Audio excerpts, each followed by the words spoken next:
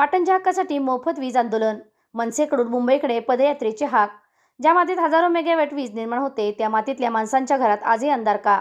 हा जळजळीत प्रश्न उपस्थित करत पाटण तालुक्यातील नागरिकांनी मोफत विजेच्या मागणीसाठी आवाज उठवला आहे. पाटण तालुक्याने विकासासाठी आपल्या जमिनी दिल्या, त्याग केला आणि प्रकल्प उभे राहू दिले. कोयना धरणासह विविध प्रकल्पांमधून निर्माण होणाऱ्या विजेमुळे संपूर्ण महाराष्ट्र उजळला.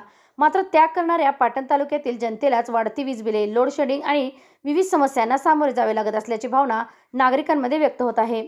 याच पार्श्वभूमीवर मोफत वीज मिळालीच पाहिजे या मागणीसाठी मनसेच्या वतीने पाटण ते मुंबई पदयात्रेचे आयोजन करण्यात आले आहे.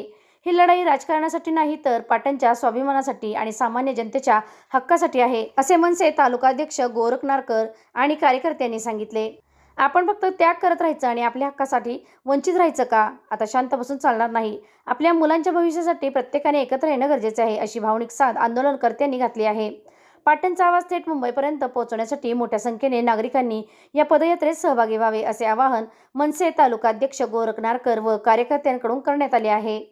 SK क्राईम न्यूजसाठी संतोष कदम, कराड.